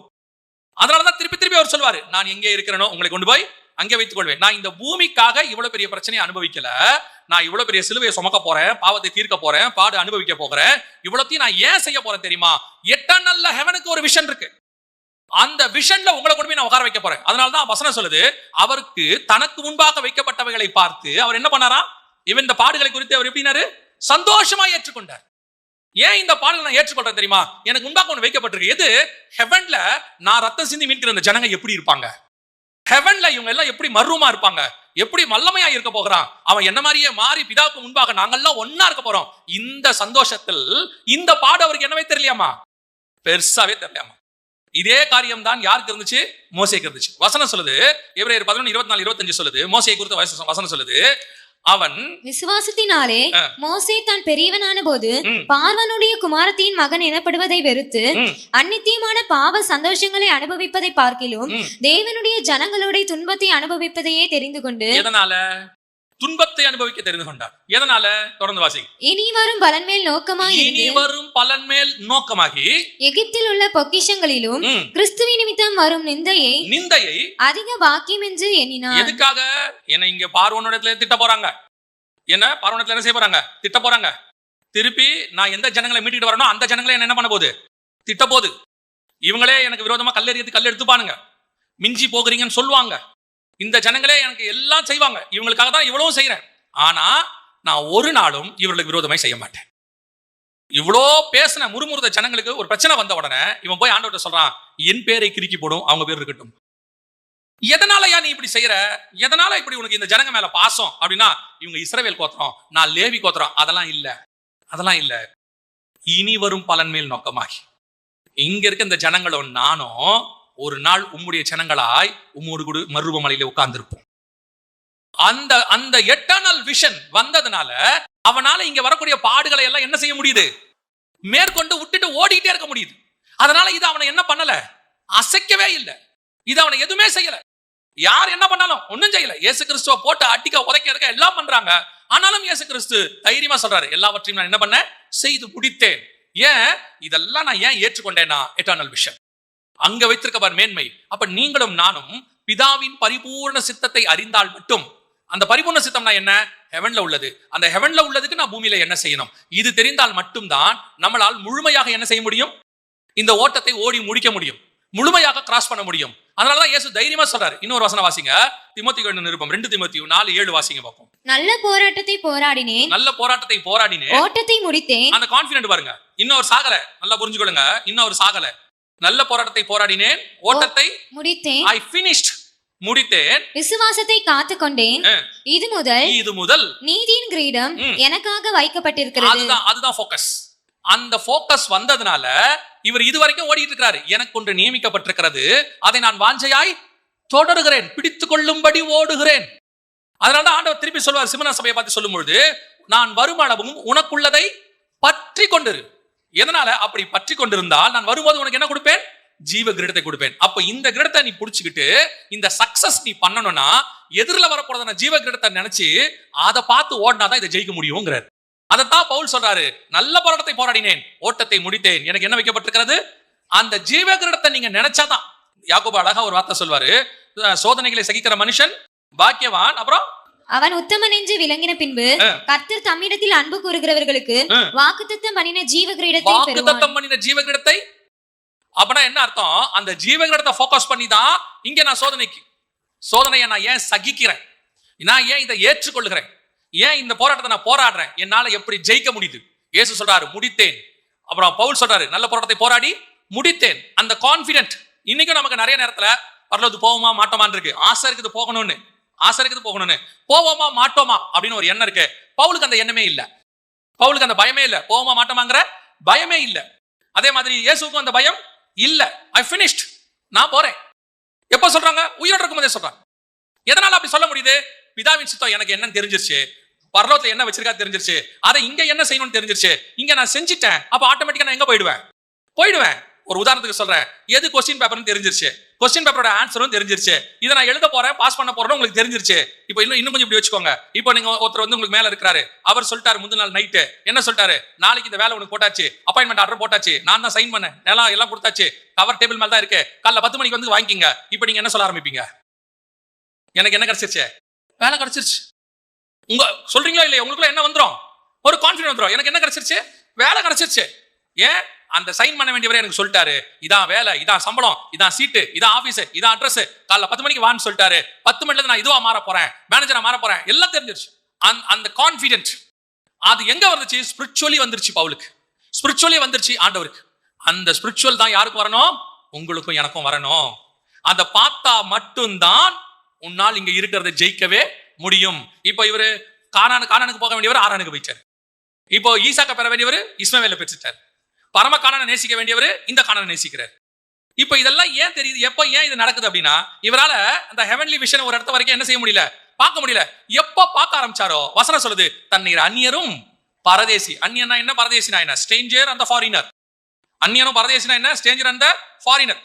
இப்போ காயினை பார்த்து ஆண்டவர் சொல்றாரு, நீ அலைந்து திரிகிறவனா இருப்பார், அதாவது நாடோடி பரதேசி. அப்படிங்க பரதேசிகள் என்ன இருக்காது, ஒண்ணுமே இருக்காது. அலைஞ்சு திரிகிறவர்கள் என்ன இருக்காது. நீங்க ரோட்ல பாத்தீங்கன்னா கொஞ்சம் பேர்லாம் இந்த பையெல்லாம் மாட்டிக்கிட்டு சும்மாவே சுத்திட்டு இருப்பாங்க, நீங்க பாத்துருப்பீங்களா. அவர் பைய வாங்கி பாருங்க, அதுல வீட்டு பத்திரம் இருக்குமா, அவர் பைய வாங்கி பாருங்க, அதுல நகை இருக்குமா, அவர் பைக்குள்ள நீங்க போய் பாருங்க, ஒரு மாசத்துக்கு தேவையான மளிகை சாமான் இருக்குமா, ஒண்ணுமே இருக்காது. அவருக்கு வீடும் இருக்காது, வீட்டுக்கு சாவியும் இருக்காது, அவர் ரோட்ல படுத்து தூங்குறவரா இருப்பார். அவருக்கு பேர் என்னது, பரதேசி. அப்படித்தானே சொல்றான். இந்த தாட் யாருக்கு வந்துருச்சு, ஆபிரகாமுக்கு வந்துருச்சு. எப்ப வந்துச்சு, இந்த கானானை பார்க்கும் போதல்ல, அந்த கானானை பார்க்கும் பொழுது. அந்த கானானை பார்க்கும் பொழுது அவருக்கு ஒரு எண்ணம் வருது, இதை அல்ல, இதிலும் மேன்மையான பரமதேசத்தையே அவன் நாடினான். அதை நாட ஆரம்பிச்ச உடனேதான் இந்த தேசம் ஒரு பரதேசி, நான் ஒரு அந்நியனா இருக்கேன், நான் எபிரேயன் இல்ல, நான் அந்நியன். நான் யாரு, பரதேசி. நான் யூதனும் கிரேக்கனும் பென்யமீன் கோத்திரத்தானும், அதெல்லாம் தூக்கி போடு, அது லாபமான அனைத்தையும் நான் என்னவென்று விட்டேன், நஷ்டம் என்று கருதுகிறேன். இஸ்ரவேல்ங்கிறது எனக்கு லாபம், என் ஜனங்களுக்கு போய் சுவிசேஷம் சொல்லலாம். பென்யமீன் கோத்திரங்கிறது எனக்கு லாபம், நான் வந்துட்டு பரிசேயனுங்கிறது எனக்கு லாபம், நீதியின்படி குற்றம் சாட்ட முடியாது என்பது லாபம். லாபமான அனைத்தையும் எப்படி விடுகிறேன், நஷ்டமும் குப்பையும் என்று விடுகிறேன். ஏன் தெரியுமா? எனக்கு உண்மையான லாபம் என்னன்னு தெரிஞ்சிருச்சு. அந்த லாபம் தெரிஞ்சா மட்டும்தான் இந்த லாபத்தை நான் நஷ்டம் என்று விட முடியும். இப்ப புரியுதா? அப்ப இதை விட்டாச்சுன்னு வச்சுக்கோங்களேன், இந்த உலகத்துக்கு ஒத்த வேஷம் தானா போயிடும். இஸ்ரவேலங்கிறது போயிடும், பென்யமீன் கோத்திரத்தானுங்கிறது போயிடும், பரிசேயனுங்கிறது போயிடும், பணக்காரனுங்கிற வேஷம் போயிடும், பெரிய அறிவாளிங்கிற வேஷம் போயிடும், நான் யார் தெரியுமாங்கிற வேஷம் போயிடும். அத்தனையும் போயிட்டு எனக்கு ஒண்ணு தோணும், எனக்கு ஒன்று நியமிக்கப்பட்டிருக்கிறது, நான் அந்த தேசத்துக்காரன், இதையல்ல அதிலும் மேன்மையான பரம தேசத்தையே. அந்த தாட் எனக்கு வரணும்னா எனக்கு அந்த விஷன் தெரியணும். எனக்கு ஈசாக்காக தெரியக்கூடாது, ஈசாக்கு இயேசுவாக தெரியணும். ஈசாக்கு பஸ்கா ஆட்டுக்குட்டியாக தெரியணும், ஈசாக்கு மணவாளனாக தெரியணும். அப்படி தெரிய ஆரம்பிச்சாதான், அதனாலதான் கொலோசியருக்கு எழுதும்போது 2ஆம் அதிகாரத்துல பவுல் தெளிவா சொல்றாரு, இவைகள் திருஷ்டாங்கங்களாக வைக்கப்பட்டிருக்கிறது. அப்படிதான் இருக்குது. 1 கொரிந்தியர் 10 சொல்றாரு, இவைகள் எல்லாம் நமக்கு எப்படி செய்யப்பட்டிருக்கிறது? திருஷ்டாங்கங்களாக வைக்கப்பட்டிருக்கிறது. கலாத்தியருக்கு 4ஆம் அதிகாரத்துல சொல்லும்போது சொல்றாரு, இவை ரெண்டும் ஞானார்த்தம் உள்ளவைகள். அவரால் என்ன செய்ய முடியுது? இவைகளுக்கு பின்னாடி இருக்கிற ஸ்பிரிச்சுவல் காரியங்களை பார்க்க முடியுது. அதை பார்க்க முடிஞ்சதுனாலதான் பவுலால இந்த பூமியை வெறுக்க முடியுது, பூமியில உள்ள பாவத்தை வெறுக்க முடியுது, பூமியில உள்ளதான லாபமத்தை நஷ்டம் விட முடியுது. இதெல்லாம் எப்ப அவருக்கு விட முடியுது? இதுக்கு பின்னாடி ஒண்ணு இருக்கு, அது ஹெவனுக்குரியதா இருக்கு. அதை நான் பார்க்க ஆரம்பிச்ச பிறகு இது விடுறேன். இங்க என்ன இருக்குது? என்ன செய்திகளுங்க? சர்ச்சுக்குள்ள உட்கார்ந்து 20 வருஷம் 30 வருஷம் செய்திகளுங்க. ஆனால் உங்களால என்னாலையும் அதை விடவே முடியல. ஏன்னா வசனமாய்த்தான் பார்க்கிறோம். வசனத்துக்கு பின்னாடி இருக்கிற ஹெவனுடையதான சீக்கிரட்டை பார்க்கல. வசனத்துக்கு பின்னாடி ஹெவன் எனக்கு வச்சிருக்கிறதான அந்த பரலோகத்தினுடையதான லாபத்தை நான் பார்க்கவில்லை. அப்ப என்ன தெரியுது? மேன்மை. இப்ப நீங்க பைபிள் காலேஜ் படிக்கிறீங்க, நீங்க எல்லாரும் இந்த பைபிள் காலேஜ் ஏன் படிக்கிறீங்கன்னு கேளுங்க. உங்க எல்லாரையும் கூப்பிட்டு சாட்சி கேட்கிறோம், பைபிள் காலேஜ் ஏன் படிக்கிறீங்க? சும்மா திடீர்னு ஒவ்வொருத்தரையும் வரிசையா கொடுத்து பைபிள் காலேஜ் ஏன் படிக்கிறீங்க? ஒவ்வொருத்தருக்கிட்ட ஒவ்வொரு ஆன்சர் இருக்கும், இருக்கும் தானே? ஒவ்வொருத்தருக்கிட்டையும் ஒரு ஆன்சர் இருக்கும். அப்ப நம்ம அத்தனை பேருக்கும் இங்க வரதுக்கு என்ன இருக்கு? ஒரு ரீசன் இருக்கு. ஆனால் வேதத்தை நீங்கள் ஏன் நீங்க கத்துக்கொள்கிறீர்கள் தெரியுமா? உங்களுக்கு பின்னாடி இருக்கிற தேவ திட்டத்தை தெரிந்து கொள்வதற்கு தான் கர்த்தர் இங்க வச்சிருக்காரு உங்களை. இங்க பைபிளை படிக்கிறதுக்கு இங்க இல்ல. நீங்க இங்க பைபிளை வராமையும் இங்க வராமையும் பைபிள் படிக்க முடியும். நான் சொல்றேன், இங்க வராமையே நீங்க வீட்டுல உட்காந்து என்ன பண்ணிடலாம்? பைபிளோட காரியங்களை படிச்சுக்கலாம். ஆனால் ஏன் இங்க கொண்டு வரார் ஆண்டவர்? உங்களுக்கு உண்டான தரிசனத்தை தெரியப்படுத்துவதற்கு. நான் ஏன் இங்க கொண்டு வரப்பட்டேன்? இப்போ ரெபேக்கால கொண்டு போய் லாபான் வீட்டுல வைக்கிறாங்க. லாபான் வீட்டுல இருக்கிறாங்க. ரெபேக்கால போய் கூப்பிடுறாரு. அவர் கூப்பிட்ட உடனே ரெபேக்கால்கிட்ட கேட்கறாங்க, பெண்ணின் வாய் பிறப்பை கேட்போம் அப்படின்னு. உடனே அந்த இடத்துல வசனத்துல இன்னைக்குள்ள ரெபேக்கால தான் என்ன செய்யும் அப்படின்னா, ஈசாக்கோடைய பயோடேட்டாவை அனுப்புங்க, நான் ஜோம் பண்ணி சொல்றேன். இன்னைக்கு இருக்கிற எல்லா ரெபேக்காவும் என்ன செய்ய போகுது? அப்படித்தான் சொல்ல போகுது. இல்லைன்னா இப்படி சொல்லும், ஈசாக்கோடைய ஃபேஸ்புக் டேட்டா இருந்தா கொடுங்க, நானே போய் பேசிக்கிறேன். இல்ல குறைஞ்சபட்சம் இன்னைக்கு இருக்கிற ரெபேக்கா என்ன சொல்லணும்னா, நம்பராவது கொடுங்க, நான் என்ன பண்ணிக்கிறேன், நான் பேசிக்கிறேன் அப்படின்னும். ஆனால் அன்னைக்குள்ள ரெபேக்கா என்ன சொல்லுது? நான் போகிறேன் என்ற. அவங்க சொல்றாங்க ஒரு 10 நாள் இருந்துட்டு போட்டோம். ஊழியக்காரன் சொல்றான், அதெல்லாம் ஒன்றும் முடியாது, நான் இப்பயே கூட்டு போறேன். அந்த அம்மா சொல்லுது, சரி போலாம். எப்படி இந்த கான்ஃபிடென்ட்? இந்த கான்ஃபிடென்ட் எப்படி? ஈசாக்க பார்க்கல, அவருக்கு என்ன, அவருக்கே 40 வயசு. அப்போ இந்த அம்மாக்கு என்ன வயசுனே தெரியல, அவருக்கு இப்போ 40 வயசு. ஈசாக்க பார்க்கல, அவர் எப்படி இருப்பார் தெரியாது, கருப்பா சவப்பா தெரியாது, ஒண்ணுமே தெரியாது. அவன் கூப்பிடுறான், ஈசாக்கு இந்த மாதிரி என்னுடைய எஜமானுடைய பையனுக்குன்னு சொல்றாங்க. இமிடியேட்டா அந்த அம்மா ஒரு வார்த்தை சொல்லுது, நான் போகிறேன். எப்படி இந்த கான்ஃபிடென்ட் வருது அப்படின்னு கேட்டா, நான் வாசிச்ச அந்த வசனத்துல நான் கத்துக்கிட்டதை நான் உங்களுக்கு சொல்றேன். லாவான் வந்து ரெபேக்கால பார்த்து ஒரு வார்த்தை ஒன்று சொல்லுவார். என்ன வார்த்தை சொல்லுவார்னா, என் சகோதரியை நீ கோடா கோடியாய் பெருகுவாயாக. இந்த வார்த்தை யாருக்கு யார் சொன்னது? இது ஆண்டவர் ஆபிரகாமுக்கு சொன்னது. 22ஆம் அதிகாரம் 17வது வசனம் வாசிங்க. நான் உன்னை ஆசீர்வதிக்கவே ஆசீர்வதித்து உன் சந்ததி வானத்து நட்சத்திரங்களைப் போலவும் கடற்கரை மணலை போலவும் பெருகவே பெருக பண்ணுவேன் என்றும் உன் சந்ததியார் தங்கள் சத்துருக்களின் வாசல்களை சுதந்திரித்துக் கொள்வார்கள் என்றும். இந்த வாக்குத்தத்தம் யாருக்கு யார் சொன்னது? ஆண்டவர் யாருக்கு சொன்னது? ஆபிரகாமுக்கு சொன்னது. இந்த வாக்குத்தத்தத்தை யாருக்கு சொல்றது? இப்போ லாபான். இதுதான் ஸ்பிரிச்சுவல் கனெக்ஷன். இதுதான் ஸ்பிரிச்சுவல் கனெக்ஷன். நீங்க அதுக்கு ஈசாக்கு பார்க்க வேண்டிய அவசியமே கிடையாது, ஈசாக்கு ரெபேக்கால பார்க்க வேண்டிய அவசியமே கிடையாது. இது ஈசாக்குக்கும் வெளிப்படுத்தப்படவில்லை, ரெபேக்காலுக்கும் வெளிப்படுத்தப்படவில்லை. கர்த்தர் ஆபிரகாம் இடத்துல பேசினது, இங்கே லாபான் ரெபேக்கால் இடத்துல பேசினது. ஒரு ஸ்பிரிச்சுவல் டிவைன் கனெக்ஷன் இருக்கு பாத்தீங்களா? இந்த டிவைன் கனெக்ஷன் தான் நீங்கள் தெரிந்து கொள்ள வேண்டிய கனெக்ஷன். இது ஆண்டவர் உங்களுக்கு வெளிப்படுத்தணும். ஒரு விஷயம் என்ன அப்படின்னா, டிவைன் கனெக்ஷன். டிவைன் கனெக்ஷன், பரலோகத்தில் உள்ளதான திட்டங்களை நீங்கள் தெரிந்து கொள்ளும்படி இங்கே வந்திருக்கிறீர்கள். இந்த திட்டம் ரெபேக்காலுக்குள்ள வர ஆரம்பிச்ச பிறகு ரெபேக்காலுடைய லைஃப் ஸ்டைல் பாருங்க. பழைய ஏற்பாட்டிலே அந்த மாதிரி ஒரு மனவாட்டியை நீங்க பார்க்கவே முடியாது. டோட்டல் பைபிள்லையுமே அந்த அம்மா மாதிரி ஒரு ஆள் நீங்க பார்க்கவே முடியாது. அவ்வளோ ஸ்பிரிச்சுவல் ஸ்டாண்டர்ட். இன்னையில இருந்து ஒரு 4000 வருஷத்துக்கு முன்னாடி அவ்வளோ ஸ்பிரிச்சுவல் ஸ்டாண்டர்ட். இந்த ஸ்பிரிச்சுவல் ஸ்டாண்டர்டுக்கு பின்னாடி என்ன இருக்குன்னா, ரெபேக்காலுக்கு ஒரு டிவைன் விஷன் இருக்கு. ஒவ்வொன்றத்துலயும் அந்த அம்மா அந்த டிவைன் விஷனுக்குள்ள வருது. ஒரு பிள்ளைய வயிற்றுல மோதிக்கொண்டா இந்த அம்மா என்ன பண்ணணும்? தாதிமார்ட்ட போய் கேட்கணும். நியாயமா தானே கேட்கணும். எனக்கு பிள்ளை மோதுதுன்னு வசனம் சொல்லுது. இது என்னவாய் முடியுமோ என்று விசாரிக்கும்படி ரெபேக்கால் எங்கே போனால்? கர்த்தரிடத்தில் போனாள். அடுத்த ரெபேக்கால போய் பாருங்க, ஈசாக்கு வந்து ஏசாவை ஆசீர்வதிக்கணும்னு தெரிஞ்ச உடனே ரெபேக்கா சொல்ற வார்த்தை என்ன?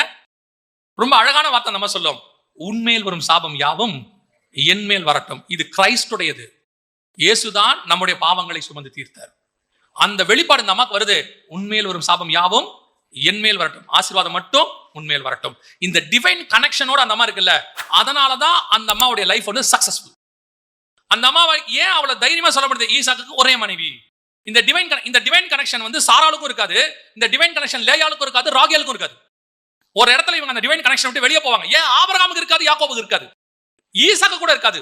அந்த 6 பேர்லயே எடுத்துக்கிட்டீங்கன்னா, ஆபிரகாம் சாராள், அப்புறம் வந்து ஈசாக்கு ரெபேக்காள், அப்புறம் யாக்கோபு லேயாள், இந்த 6 பேர்ல எடுத்துக்கிட்டீங்கன்னா ரெபேக்காள் மட்டுமே 100% டிவைன் கனெக்ஷன்ல இருப்பாங்க.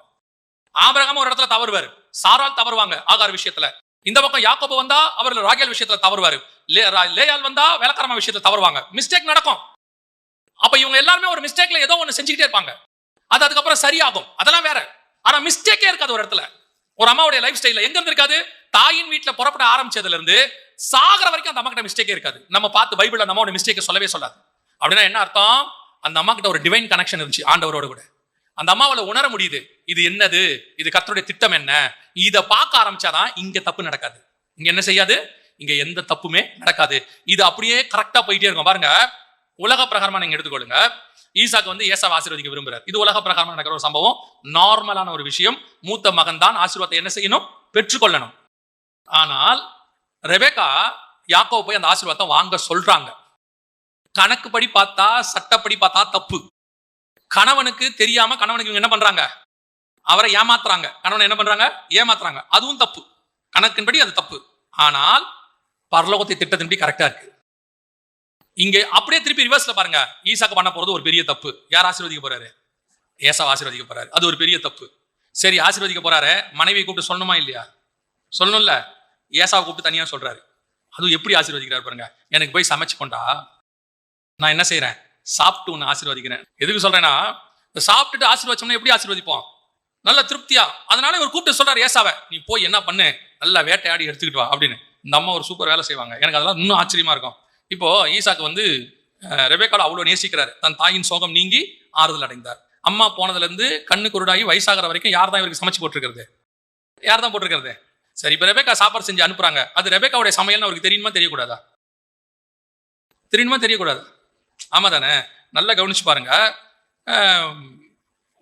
நம்ம வீட்டில் ஒருத்தர் ரெகுலரா செஞ்சுட்டாங்கன்னா, வேற பக்கத்து வீட்டில் தான் அன்னைக்கு குழம்புகளும் வந்து வச்சிருந்தாங்கன்னா சாப்பிட்டோன்னே கேட்பாங்க தானே, இது என்ன குழம்பு சரியில்லையா கேட்கறோம்ல. ஒரே வாய் வச்சோன்னே கேட்பாங்களே வீட்டில், யூஸ்வல் தானே. இப்போ ரெபேக்காள் செஞ்சு கொடுக்குறாங்க, யாக்கோபு கொண்டு போய் கொடுக்குறாரு. அதை ஏசா செஞ்சதுன்னு எப்படி கண்டுபிடிச்சு இவர் நினைக்கிறாரு? வாயில வச்சோன்னே தெரியணும்ல இது யாருடைய சமையல், ரெபேக்காவுடைய சமையல்னு தெரியணுமா இல்லையா? ஏன் இவருக்கு தெரியல? அந்த அம்மா மாத்தி சமைச்சிருச்சு, அன்னைக்கு மசாலாவை மாத்திருச்சு. அந்த அம்மாக்கு தெரியும், இந்த ஆளுக்கு நம்ம சமையல் தெரியும், இப்படியே நம்ம கொடுத்தோம்னா இருந்தாலும் கண்டுபிடிச்சிடுவான். அதனால என்ன பண்றது? சாம்பார் மசாலாக்கு பதிலா கறி மசாலா போட்டுருச்சு போல. அந்த ஆள் நினைச்சுக்கிட்டாரு இது யாருடைய சமையல். ஏன் நான் சொல்றது 100% உண்மை. கிட்டத்தட்ட ஏசா வந்து இந்த ஈசாக்கு வந்து இந்த காரியம் நடக்கும்போது ஈசாக்கு கிட்டத்தட்ட குறைஞ்சபட்சம் 60 வருஷம் யார் சமையல் சாப்பிட்டு இருக்கிறாரு? ரெபேக்கா சமையல சாப்பிட்டு இருக்கிறாரு. ஏன்னா 20 வருஷம் கழிச்சு தான் குழந்தையே பிறகுது இல்லையா? அதுக்கப்புறம் தான் இந்த சம்பவம் எல்லாம் நடக்குது. எப்படி 40 வருஷம் யார் கையால சாப்பிட்டு இருக்காரு? ரெபேக்கா கையால சாப்பிட்டு இருக்காரு. ஆட்டோமேட்டிக்கா ரெபேக்கா சமையல் அவருக்கு என்ன பண்ணணும்? தெரியணும் தானே. ஆனா தெரியல பாருங்க. யாக்கோபு கொண்டு கொடுத்தவங்க யாரோட சமையல் நினைச்சிட்டாரு அவரு? ஏசாவுடைய சமையல் நினைக்கிறார். அப்படின்னா என்ன அர்த்தம்? அந்த அம்மாவுக்கு தெரியுது இந்த ஆளுக்கு எப்படி செஞ்சா என்ன பண்ணா முடியும். இப்ப ஆசீர்வாதம் யாருக்கு வரணும்? யாக்கோபுக்கு வரணும். அதுக்கான என்னென்ன வேலை செய்யணுமோ எல்லாத்தையும் அந்த அம்மா கரெக்டா பர்ஃபெக்டா செய்யறாங்க. அந்த அம்மாவுக்கு நல்லா தெரியுது, அவர் ஆசீர்வதித்தால் ஆசீர்வாதம், சபித்தால் சாபம். அதனால நம்ம தெளிவா சொல்லுது, அந்த ஆசீர்வாதம் உனக்கு வரட்டும், சாபம் எனக்கு வரட்டும். இந்த ஸ்பிரிச்சுவல் விஷன் ஏன் தெரியுமா? இந்த யாக்கோபுக்கு பின்னாடி தேவனுடைய திட்டம் இருக்குன்னு அந்த அம்மா வயிற்றிலே கண்டுபிடிச்சிருச்சு. வயிற்றிலே ஆண்டவர் சொல்லிட்டாரு, மூத்தவன் இளையவனை சேவிப்பான். இந்த விஷனை கையில வச்சுக்கிட்டாங்க அந்த அம்மா. இந்த தரிசனம், இந்த வேர்டை கையில வச்சுக்கிட்ட பிறகு ஆட்டோமேட்டிக்காக அந்த அம்மாவுடைய லைஃப் ஸ்டைல் முழுக்க போறது. இப்படியே ஒரு தப்பு நடக்கல பாருங்க. 20 வருஷம் குழந்தை இல்ல, நியாயமா என்ன பண்ணணும்? சாராள் மாதிரி போய் கேட்கணும், வேலைக்காரிய வழியா ஒரு குழந்தை பெற்று கொடுங்க. இல்ல லேயாள் மாதிரி கேட்க, ராகேல் மாதிரி கேட்கணும், எனக்கு பிள்ளை கொடும் அப்படின்னு கேட்கணும். கேட்கணுமா இல்லையா? இல்லையா? சரி, கேட்கல. அப்பனா இந்த அம்மாவுக்கு அதுக்கு காரணம் என்ன? இந்த அம்மாவுக்கு தெரியும் கர்த்தர் என்னை அழைச்சிருக்கிறார். ஆண்டவர் கொண்டு அந்த அம்மாவுடைய குவாலிட்டி அப்புறமா நீங்க போய் படிச்சு பாருங்க. அவ்வளவு ஸ்பிரிச்சுவாலிட்டியோடைய உச்சத்துல இருப்பாங்க அந்த அம்மா. அப்படியே பாருங்க, அடுத்து அப்படியே ஒவ்வொன்றா அந்த அம்மா கொண்டாடுவாங்க, அப்படியே பின்னாடி வந்துகிட்டே இருப்பாங்க. எல்லாத்தையும் தாண்டி இந்த விஷன் ஓடுறதுக்கு காரணம் என்ன? அந்த அம்மாக்கு அந்த காட்ஸ் வேர்டு கையில் இருக்குது. அந்த வேர்டு என்ன இருக்கு? கையில் இருக்குது. ஆண்டவர் யாக்கோபை ஆசீர்வதிக்கிறார். இனி ஆசீர்வாதம் யாருக்கு தான் போனோம்? யாக்கோபுக்கு தான் போனோம். ஏசா என் மூத்த பிள்ளை தான், ஏசா எனக்கு பிரியமான மகன் தான், எல்லாத்துலயும் மாற்று கருத்தே கிடையாது. ஆனால் தேவ திட்டம் யார் மேல இருக்கு? யாக்கோ மேல இருக்கு. என் ஓட்டம், என் தரிசனம் எல்லாம் அதை வச்சுக்கிட்டு தான் நான் ஓடுவேன். அதனாலதான் ரெபேக்காளை பத்தி வசனம் தெளிவா சொல்லும். ஈசாக்கு ரெபேக்காளை மக்பேலா என்னும் குகையில் போய் அடக்கம் பண்ணினான், ராகேல் வழியிலே அடக்கம் பண்ணப்பட்டார். அந்த ஓட்டம் முடிக்கிறது இருக்குல்ல, ஓட்டத்தை முடித்தேன். அந்த விஷன்ல ஓடுறவங்களால தான் கரெக்டா ஓடி செய்ய முடியும். அப்ப கர்த்தர் நமக்கு சொல்லக்கூடிய ஒரு விஷயம், இந்த பரிபூர்ண சித்தம், காட்ஸ் விஷன், அதை நீங்க தெரிஞ்சுக்கோங்க. நான் சொல்லிட்டு முடிச்சிடறேன். அதை தெரிஞ்சுக்கோங்க. அது என்னன்னு ஆண்டவர்கிட்ட கேளுங்க, உங்களுக்கு கேளுங்க. ஆண்டவரே என்ன எதுக்கு அழைச்சிங்க? நான் திருப்பி சொல்றேன், இங்க இல்ல என்ன எவாஞ்சலிஸ்டா கூப்பிட்டுருக்கீங்களா, பாஸ்டரா கூப்பிட்டுருக்கீங்களா, இல்ல விசுவாசியா, அது அழைப்பு, அது ஆண்டவர் கொடுத்துருவார். அந்தந்த காலகட்டத்துக்கு உங்களை அதை தெரியப்படுத்துவார். நீங்க மீன் பிடிச்சிட்டு இருந்தாலும் உங்களை வந்து கூப்பிட்டுருவார், என் பின்னே வா அப்படின்னு சொல்லிடுவார். அதுல மாற்றுக்கத்தே கிடையாது, அதை ஆண்டவர் செஞ்சிருவார். ஆனா இந்த ஓட்டத்தை நீங்க ஓடி முடிக்கணும்னா அதுக்கு ஒரே ஒரு வழிதான் இருக்கு. ஹெவன்ல உங்களுக்கு நியமிச்சது என்னன்னு தெரியணும். அந்த மேலானதை பார்த்துக்கிட்டே இருந்தீங்கன்னா கீழே டிராவல் என்ன செய்யும்? தானா நடக்கும். இங்க இடறவே மாட்டீங்க. ஏன்னா உங்க பார்வை எதை நோக்கி இருக்கு? கண்மலையை நோக்கி இருக்கு. உங்க பார்வை ஹெவனை நோக்கி இருக்கு. ஹெவன் உங்களை தூக்கி சுமக்க போதுமானதாக இருக்கு. நீங்க பல நேரத்துல கீழேயே பாக்குறீங்க. இதையே தான் ஸ்பிரிச்சுவலா தான் சொல்றேன், கீழேயே பாக்குறீங்க. அப்படி பார்த்து ஓடி இடறீங்க, விழுறீங்க, ஏந்திரீங்க, இடறீங்க, விழுறீங்க, ஏந்திரிக்கிறீங்க. ஆண்டவர்கிட்ட ஜெபம் பண்றீங்க, ஆண்டவரே தாண்டணும்பா. ஆண்டவர் சொல்றார், தாண்ட வைக்கிறேன், முயற்சி பண்றேன். ஆண்டவர் சொல்றார், உதவி செய்யறேன். 100 தடவை 7 அளவுல 70 தடவை கர்த்தர் நமக்கு உதவி செய்கிறார். ஆனா இன்னும் போராடிட்டே இருக்கிறோமே. இந்த போராட்டத்தை போராடி, நல்ல போராட்டத்தை போராடி ஓட்டத்தை முடித்தேன். அந்த இடத்தை நம்ம கான்பிடென்ட்டா, இயேசு சொல்றாருல, நான் போராடி முடித்தேன், எல்லாம் முடிந்தது. அந்த கான்பிடென்ட் வரணும்னா உங்க பார்வை, என் பார்வை எதை நோக்கி ஓடணும்? ஹெவனை நோக்கி ஓடணும். அங்க நியமிச்சதை நீங்க ஒரே ஒரு தடவை 13 வருஷத்துக்கு முன்னாடி ஒரு மனுஷனை அறிவேன், அவன் பரதீசிக்கு எடுத்துக் கொள்ளப்பட்டான். அந்த பார்வையை பார்த்த பிறகு பவுலால பூமிக்குரியதை என்ன செய்ய முடியல? நேசிக்கவே முடியல. அதுக்கு பின்னாடி ஓடவும் முடியல. எல்லாம் அவருக்கு நஷ்டமாக தெரிகிறது, குப்பையா தெரியுது. நஷ்டம் வேற, என்னவா தெரியுது? குப்பையா தெரியுது. ஏன்னா மேன்மையானதை நான் பார்த்து விட்டேன். அல்லேலூயா. அந்த பரிபூர்ண சித்தம் என்னதென்று அறிந்தால்தான் நான் என்ன செய்ய முடியும்? மறுரூபமாக முடியும். அல்லேலூயா. நாம் ஜெபிக்க போகிறோம். ஏந்திரிக்கலாமா தேவ சமூகத்திலே? Thank you Jesus. நன்றி ஆவியானவரே. நாம் அத்தனை பேருமே ஒரு பரலோகத்தின் திட்டத்தோடு கூட அழைக்கப்பட்டிருக்கிறோம். நீங்கள் பூமிக்குரியதான எந்த திட்டத்தோடும் அழைக்கப்படவில்லை. நம்ம அத்தனை பேருமே பரலோகத்தில் உள்ள ஒரு வேலைக்காக தான் பூமிக்கு அனுப்பி வைக்கப்பட்டிருக்கிறோம். இத ஒரு டிவைன் விஷன்ல நீ பார்க்கணும். நீங்க இந்த பூமியில என் போராட்டத்தை நான் போராடி முடிச்சுட்டா போதும் அப்படின்னு ஒரு எண்ணம் வந்துச்சுன்னா நீங்க கடைசி வரைக்கும் கஷ்டப்பட்டு போராடிக்கிட்டே இருப்பீங்க. நான் இதை முடிச்சுட்டு வேறொரு இடத்துக்கு போனோம் அப்படின்னு அதை கான்சன்ட்ரேட் பண்ண ஆரம்பிச்சீங்கன்னா இது உங்களுக்கு பெருசா தெரியாது.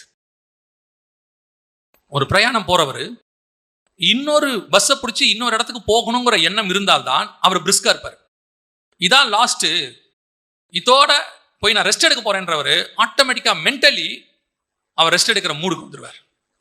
என் பிரயாணம் முடியல, இன்னும் இருக்குன்னு நினைச்சா இப்ப ரெஸ்ட் இல்ல, இன்னும் டைம் இருக்கு அப்படின்னு நீங்க ஓடிட்டே இருப்பீங்க. உங்க மைண்ட் செட் அதுக்கு ஆயிடும். இதைத்தான் சொல்றாரு, மனம் புதிதாகிறதுனாலே நான் இங்க முடிக்க போல ஹெவன்ல தொடங்க போறேன். அங்க நான் தொடங்கிறதுக்கு இங்க முடிக்கணும். சோ இது அல்ல, இதிலும் மேன்மையான கீழானவைகள் அல்ல, மேலானவைகளையே, அழிவுள்ளது அல்ல, அழியாமையே. அந்த தாட் வரணும். நான் சொல்ற செய்தி, எந்த அளவுக்கு உங்க இருதயத்துக்குள்ள உள்வாங்குறீங்களோ அந்த அளவுக்கு நீங்கள் உலகத்தை ஜெயிப்பீர்கள். இப்ப நீங்க போராடிக்கிட்டு இருக்கிற எத்தனையோ விஷயங்களிலிருந்து கர்த்தர் உங்களை விடுதலையாக்குவார். உங்களுக்கு சாவி கிடைச்சிடும். அதுக்கப்புறம் இதை நீங்க பின்னாடி தள்ளிட்டு முன்னாடி நோக்கி போக ஆரம்பிச்சிருவீங்க. அது கூட நின்று போராடிக்கிட்டே இருக்க மாட்டீங்க, உதறி தள்ளிடுவீங்க. இது ஒரு வேஸ்ட், இது ஒண்ணுமே இல்லை, சின்ன விஷயம் அப்படின்னு உதறிட்டு நீங்க ஓடணும்னா தலைக்கு மேல, வானத்துக்கு மேல, ஹெவன்ல எனக்கு நியமிக்கப்பட்டவைகளை, தூரத்தில் அவைகளை கண்டு நம்பி அணைத்து கொண்டு விசுவாசத்தோடே மரித்தார்கள். இனி வரும் பலன் மேல் நோக்கமாகி தேவ ஜனங்களோட துன்பத்தை அனுபவிக்கவே அவன் தெரிந்து கொண்டான். கிறிஸ்து தமக்கு முன்பாக வைக்கப்பட்ட சந்தோஷத்தின் நிமித்தம் இந்த உலகத்தின் பாடுகளை, உபத்திரவங்களை, துன்பங்களை அவர் சந்தோஷமாய் ஏற்றுக்கொண்டார். நீங்களும் நானும் அந்த பாதையில தான் வரோம். ஜெயிக்க போறோம், ஜெயிக்கிறோம். இன்னையிலிருந்து இவைகள் நம்மை விட்டு தூரம் போகும். நீ எதுக்குள்ள போராடிட்டு இருக்கிறையோ அதை ஜெயிக்க போற. எது உங்களை வருத்தப்படுத்துதோ இனி அது இல்லாமல் போகும். எது உங்களை முன்னேற விடாம தடுக்குதோ அதை நீங்க உதறி தள்ளிட்டு ஓடுவீங்க. அது உங்களை வருத்தப்படுத்தாது.